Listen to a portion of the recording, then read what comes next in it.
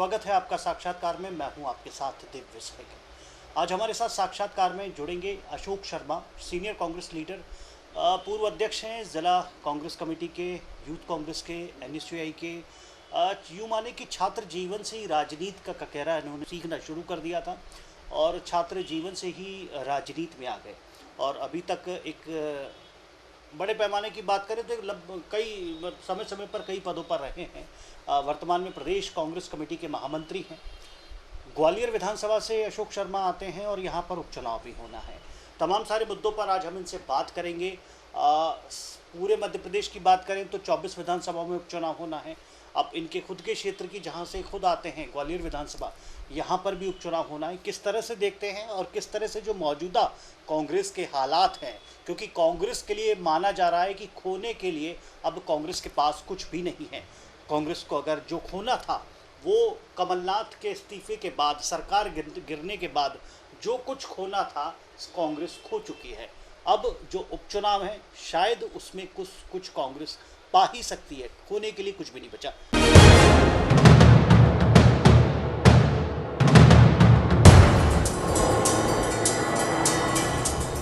स्वागत है आपका ST न्यूज़ मध्य प्रदेश में। नमस्कार। कांग्रेस के लिए माना जा रहा है अशोक जी कि कुछ होने के लिए नहीं बचा। आपकी सरकार गिर गई। मध्य प्रदेश में 15 साल की मेहनत के बाद आप लोगों ने सरकार बनाई थी और सिंधिया जी के जाने से, सिंधिया जी के साथ 22 विधायकों के जाने से वो आपकी सरकार गिर गई है। अब आपके सामने चुनौती है सरकार को पुनः स्थापित करने की, फिर से सत्ता में पहुंचने की, और उस चुनौती का जो लक्ष्य है वो पूरा करने के लिए आपको 24 उपचुनाव लड़ने होंगे। किस तरह से? 15 साल विपक्ष में रहने के बाद कांग्रेस ने एक संकल्प लिया था, एक बीड़ा उठाया था और निश्चित तौर पर एक मानसिकता एक कार्यकर्ता के अंदर ये कूट के भरने का काम किया था कि हमको किसी भी हालत में कांग्रेस की सरकार मध्य प्रदेश के अंदर स्थापित करना है। मध्य प्रदेश में पिछले 2018 के विधानसभा चुनाव में शानदार जीत हुई, हमारी सरकार बनी। आदरणीय कमलनाथ जी के नेतृत्व में जीत का श्रेय किसको जाता है? जो जीत आपने हासिल की थी कांग्रेस को सिंधिया जी जब तक थे, जब तक वो श्री सिंधिया जी निश्चित तो देखिएगा, परिवार का सम्मान, कांग्रेस हमारा परिवार है और परिवार के रूप में जब सभी लोगों का सहयोग रहता है, सबका सहयोग रहा, क्योंकि परिवार से सबको सम्मान मिलता है। सम्मान जी को तो नहीं मिला सम्मान, इसलिए वो आपकी पार्टी छोड़। कहाँ नहीं मिला? ये बात तो सिर्फ आप तक नहीं, मैं नहीं कह रहा। नहीं कहाँ सम्मान? जो उनने चाहा वो हुआ, जो कहा वही हुआ। हम उजाले में रहे, साल रात में रहने के बाद हमको उजाला मिला, सरकार बनी, हमारी कांग्रेस की बनी। लेकिन 15 महीने के बाद वही कहावत है ना कि अंधेरे में जिस प्रकार की कोई होनी अनहोनी इस प्रकार की कोई हुई तो वो पार्टी के हित में नहीं, जनता के भी हित में नहीं रही। सरकार सभी लोगों को, सब वर्गों के लिए, हित के लिए काम कर रही थी। गरीब खुश था, बेरोजगार खुश था, किसान खुश था, मजदूर खुश था, महिलाओं को पूरा सम्मान दिया जा रहा था, आम आदमी, छोटे मोटे व्यापारी खुश थे। 15 महीने में किसी प्रकार की जनता को कोई परेशानी नहीं हुई। लेकिन उसके बावजूद यकायक क्या परिस्थिति बनी? सरकार हमारी जाती है और उसके बाद में ये उपचुनाव हमारे सर पे थोप दिए जाते हैं। जनता इसको अच्छा नहीं मान रही। ये चुनाव फिर होंगे और मैं बड़े पक्के इरादे के साथ। समर्थकों का कहना है कि उनको लगातार उपेक्षित किया जा रहा था, उनको हाशिए पर रखा जा रहा था, और जो जनता की आपने भी बात की कि जनता की मांगे भी नहीं मानी जा रही थी। किसानों का कर्जा माफ़ नहीं हो रहा था, बेरोजगार परेशान थे, तमाम सारे मुद्दे रखे। इसके कारण उन लोगों को भारतीय जनता पार्टी में जाना पड़ा। आपका ये कहना है कि मुझे उस बात की कोई जानकारी नहीं, आप कारण भी स्पष्ट नहीं कर रहे हैं कि वो क्यों गए, पर जो लोग गए, जो 22 विधायक गए, वो कारण स्पष्ट कर रहे हैं। एक सम्मान की लड़ाई थी और एक आम जनता के हितों की लड़ाई थी, ऐसा उन लोगों का कहना है। 3 महीने पहले तक वो हमारे कांग्रेस के वरिष्ठतम शीर्ष नेतृत्व के रूप में रहे, उनका बहुत बड़ा सम्मान रहा। नेहरू गांधी परिवार के वो सदस्य बतौर रहे, राहुल गांधी जी के परम मित्र रहे, प्रियंका जी के साथ उनने काम किया, सोनिया जी उनको पिता तुल्य पुत्र बेटे के समान उन्होंने माना। पारिवारिक संबंध रहे। मध्य प्रदेश के अंदर आदरणीय कमलनाथ जी ने और सभी बड़े नेताओं ने उनकी बात को हमेशा गंभीरता से लिया, हर बात को माना। और ये उदाहरण है कि जितना भी जो भी उन्होंने चाहा वो मध्य प्रदेश की राजनीति में कांग्रेस की सरकार में होता रहा। तो सम्मान उनको ना मिला, इस बात के लिए कम से कम ये उचित नहीं होगा। सम्मान उनका पूरा था, फिर क्या करा? पूरा मिला। फिर आपके हिसाब से क्या करा? व्यक्तिगत उनका क्या सोच था ये जवाब उन्हीं के पास होगा।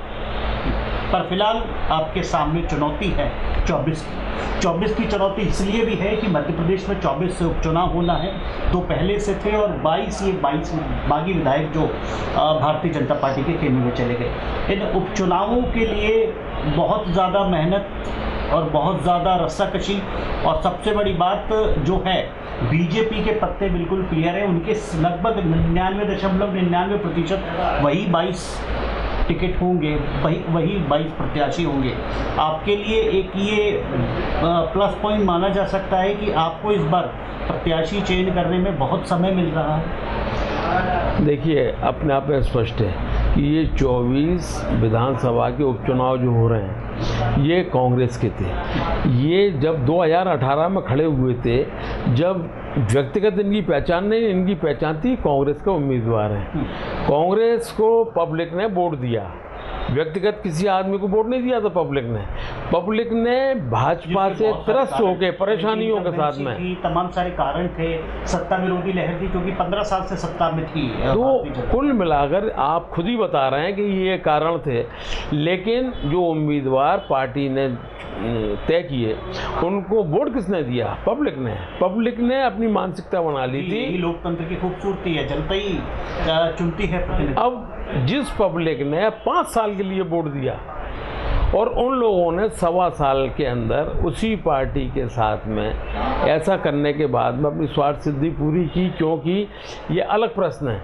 लेकिन कुल मिला के जो उनने किया, उनके इस कदम को जनता ने बहुत ही गलत अंदाज में लिया है, बहुत आक्रोशित है, पब्लिक बहुत नाराज़ है।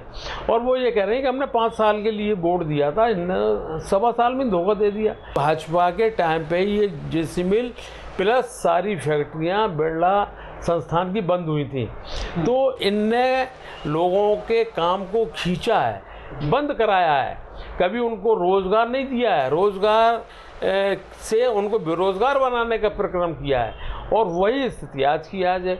हर आदमी ने कहा कि हम बेरोज़गारों को रोज़गार देंगे, क्या दिया?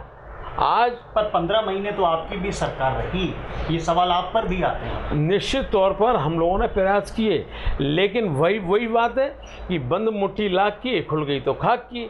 जो हमारे नुमाइंदे थे, जिनको हमने जनप्रतिनिधि बतौर चुन के भेजा था, वही अगर अपनी बात से पलटते हुए और उस बात को भूल जाएं तो ना उनके पेट में आप बैठे ना हम बैठे। चुनाव पर आपसे सवाल करना चाहूँगा। 24 उपचुनाव हैं और बिल्कुल चुनाव के मुहाने पर है। मध्य प्रदेश में 24 जो उपचुनाव होना है, मेरे ख्याल से 2 से ढाई महीने में चुनाव संभवतः हो जाएंगे। कांग्रेस पार्टी की क्या रणनीति, कांग्रेस पार्टी के क्या मुद्दे जिनको लेकर वो फिर से जनता के बीच जाएगी? कांग्रेस का लक्ष्य ये है कि सर्वांगीण विकास हो हमारे क्षेत्र का। आज पीने का पानी नहीं मिल रहा हमारे क्षेत्र में, बिजली नाम की नहीं है। आज की तारीख में दिन में 8, 10, 15 बार तो ये क्या कटौती हो रही है? अभी हो रहा है, अभी कमलनाथ जी की सरकार में 100 यूनिट 100 रुपये का बिल आया। जनता ये इस बात को लेकर आक्रोशित है कि कांग्रेस जो कहती है वो करती है, भारतीय जनता पार्टी जो कहती है वो सिर्फ छलावा करती है। बड़ा सवाल आ जाता है कि क्या आखिर ये 3 महीने के अंदर कि हम पैसा नहीं दे रहे। का अस्पताल की स्वीकृति की बात सामने आई है इमरती देवी के क्षेत्र में। बना के बताए ना, कहना बहुत आसान है, कोई भी चीज़। राज्यसभा पर आएंगे। राज्यसभा का नॉमिनेशन फाइनल हुआ, ज्योतिरादित्य सिंधिया और सुमेर सिंह सोलंकी वहाँ से निर्वाचित हुए। कांग्रेस को एक सीट पर संतोष, हालांकि वो नंबर्स का आंकड़ा था तो वो एक ही माना भी जा रहा था कि कांग्रेस के खाते में एक ही सीट आएगी। राजनीति मध्य प्रदेश की इस पर भी गरमाई कि फूल सिंह बरैया को वरीयता के आधार पर द्वितीय नंबर पर रखा गया। भारतीय जनता पार्टी इस पर कहीं ना कहीं तंज कसती है। कांग्रेस का जो बहुमत था विधायक दल का, वो 2 सीटें जीतने का था। ये 22 लोग अगर अलग नहीं होते तो आज भी 2 ही चुने जाते, और ये 2 जो हमारे थे ये निश्चित तौर पर जीतते, कोई परेशानी नहीं थी। जब ये भारतीय जनता पार्टी में विलय हो गया इन लोगों का, उसके बाद में फूल सिंह बरैया को दूसरे कैंडिडेट के रूप में उतारा गया। राकेश चौधरी कहते हैं कि फूल सिंह बरैया को पहले नंबर पर क्यों नहीं रखते? देखिएगा, राकेश चौधरी आपकी पार्टी में वापस आ गए, उपनेता प्रतिपक्ष रहे आपके 2013 तक आपकी पार्टी में, उसके बाद वो भारतीय जनता पार्टी में चले गए, और आज फिर वर्तमान में वो कांग्रेस पार्टी में।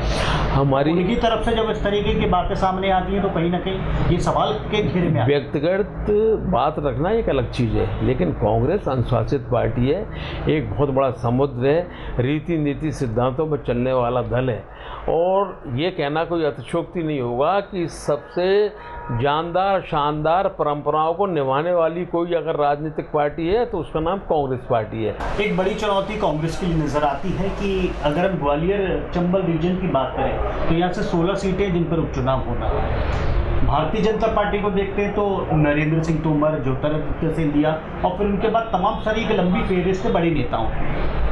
कांग्रेस के लिए यहाँ से कौन नेता आते हैं, यानी कि जब चुनाव में आप लोग जाएंगे, चुनावी समर में कूदेंगे, तो वहाँ से एक लंबी फेहरिस्त है सिंधिया और नरेंद्र सिंह के साथ तमाम बड़े नेताओं के। आपके लिए सवाल है, चुनाव आएगा, आपके सामने सारी स्थिति स्पष्ट होगी। कांग्रेस में हमारे बहुत ही सीनियर वरिष्ठ अनुभवी नेता हैं, बहुत बड़ी कतार है, सवाल आपसे बहुत बड़ी कतार है। कांग्रेस इतना बड़ा दल है, इतना बड़ा गहरा समुद्र है कि इसमें हर एक कार्यकर्ता जीवटता के साथ में अपने काम में लगा हुआ है। आने वाले चुनाव में ताकत दिखेगी और आपको ये महसूस होगा कि निश्चित तौर पर कांग्रेस मजबूत है, बहुत मजबूत है। अभी हालिया ग्वालियर की बात करते हैं तो ग्वालियर ग्रामीण कांग्रेस और शहर कांग्रेस में 4-4 कार्यकारी अध्यक्ष बनाए गए। ग्वालियर अगर शहर की बात करते हैं तो थोड़ा सा यहाँ पर विरोध के स्वर बन गए कि एक विधानसभा से 3 कार्यकारी अध्यक्ष बनाए जाते हैं, आपकी विधानसभा ग्वालियर से 1 कार्यकारी अध्यक्ष बनाए जाते हैं, जबकि पूर्व से 1 भी नहीं बनाया जाता। तो ये कहीं ना कहीं डैमेज हो रहा है, ये डैमेज कांग्रेस को आगे बड़ा नुकसान पहुँचा सकता है। मेरा इतना ही कहना है कि जो सालों सालों से काम कर रहे हैं, क्या आप उनको मान सम्मान नहीं देंगे? नहीं, बिल्कुल देंगे। और अगर आप देंगे तो कहना ये है, जैसे आपने कहा कि 4 कार्यकारी अध्यक्ष बनाए, निश्चित तौर पर उनको बनाने से हमारा संगठन मजबूत होगा और ज़्यादा मुस्तैदी के साथ में, पैनेपन के साथ में काम किया जाएगा। महामंत्री मल्लू खान वो इस पर विरोध प्रकट कर रहे हैं। निश्चित तौर पर मेरी चर्चा नहीं हुई उनसे, लेकिन आज मेरे को जो जानकारी है 2 दक्षिण के हैं और मोहन माहेश्वरी जी अपने आप को सिटी मॉल के डायरेक्टर भी हैं, वहीं उनका घर है, उनने अपने आप को पूरब का बताया है। महाराज सिंह पटेल जी ग्वालियर के हैं, तो संतुलन वैसे ऊपर वालों ने किया, सोच समझ के किया होगा। और रहा सवाल तो मल्लू भाई की भी आपने जैसे कहा चांस मिल जाएगा, निश्चित तौर पे उनका सम्मान होगा। ये सम्मान कहीं ना कहीं, अगर ये चीज़ें दरअसल क्या होता है चुनाव में, राजनीति में ऐसा माना जाता है कि अगर इस तरह के डैमेज को अगर कंट्रोल नहीं किया गया और चुनाव के आप मुहाने पर खड़े हो तो ये बड़ा नुकसान पहुंचा सकते हैं। देखिए, आप ये कांग्रेस की बात कर रहे हैं, कांग्रेस तो एकजुट है, मेरा कहना है हर स्थिति में एकजुट है। मल्लू भाई से भी हम बात कर लेंगे, मल्लू भाई आपको खुद बताएंगे कि हम कांग्रेस के साथ हैं, कोई मतभेद नहीं।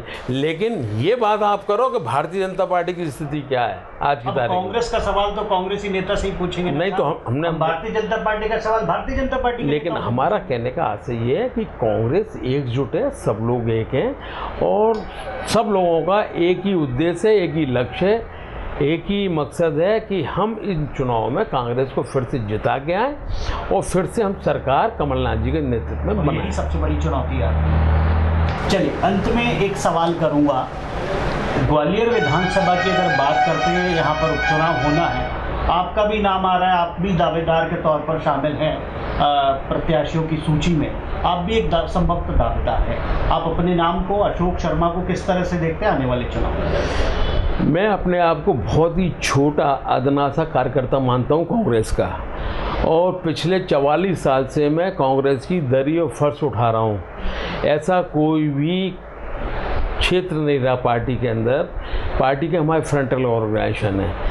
उसके पहले छात्र राजनीति से मैं आया। मैं महाविद्यालय का अध्यक्ष रहा, जीवाजी विश्वविद्यालय छात्र संघ का अध्यक्ष रहा, जिला NSY का अध्यक्ष रहा, जिला यूथ कांग्रेस का अध्यक्ष रहा, प्रदेश यूथ कांग्रेस का महामंत्री रहा, ऑल इंडिया यूथ कांग्रेस का कोऑर्डिनेटर रहा, जिला कांग्रेस कमेटी का अध्यक्ष रहा, मध्य प्रदेश सेवा दल का ऑर्गेनाइजर रहा, मेला प्राधिकरण का अध्यक्ष रहा, प्रदेश। लेकिन कार्यकर्ता आज भी कार्यकर्ता हूँ। मैं कार्यकर्ता की हैसियत से हर कार्यकर्ता को, मेरे को नहीं, किसी को भी जो कांग्रेस में है उसको टिकट मांगने का हक है। अकेले अशोक शर्मा और सहगल साहब वाली बात नहीं है। सिर्फ बात यह है कि जो आदमी जिस पार्टी में काम कर रहा है उसका मांगने का हक है। हमारी लोकतांत्रिक पार्टी है और लोकतांत्रिक पार्टी के तहत में हर आदमी अपनी भावनाओं का उजागर कर सकता है। उनने अगर टिकट मांगा है तो निश्चित तौर पर वो भी, उनका भी हमारा स्वागत है। लेकिन मैं अपने आप को सबसे छोटा और आखिरी मैं कार्यकर्ता मानता हूँ। कार्यकर्ता बतौर मैंने भी मांगा है।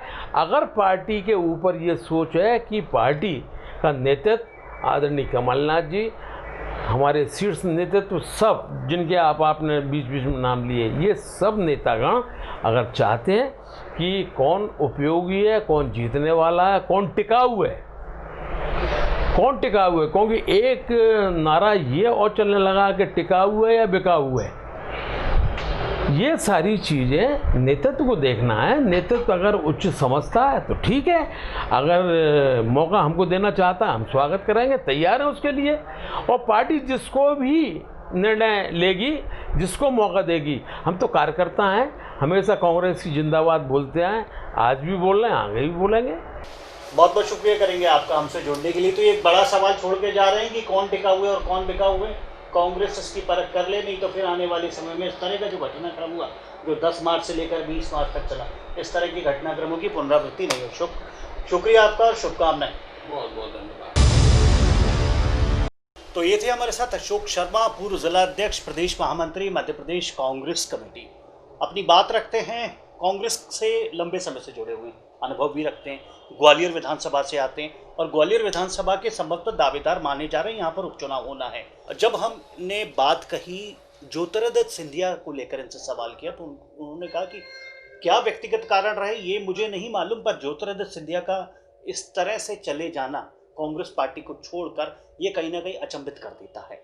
ज्योतिरादित्य सिंधिया राज्यसभा चुनाव जीत चुके हैं, निर्वाचित हो चुके हैं, राज्यसभा में पहुंच चुके हैं और अब सीधे सीधे चुनाव के मुहाने पर मध्य प्रदेश में दोनों दल खड़े हुए हैं।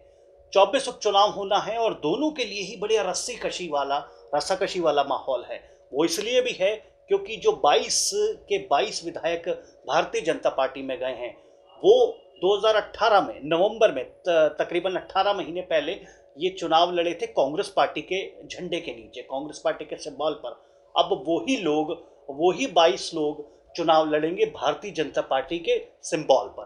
तो ये बड़ा देखना दिलचस्प होगा कि क्या वही चुनने जाते हैं या फिर कांग्रेस कहीं ना कहीं अपनी मेहनत में कामयाब होती है। तो अभी के लिए मेरे साथ इतना ही। मुझे और मेरे सहयोगी राकेश झा और शैलेश मिश्रा को दीजिए इजाज़त। नमस्कार।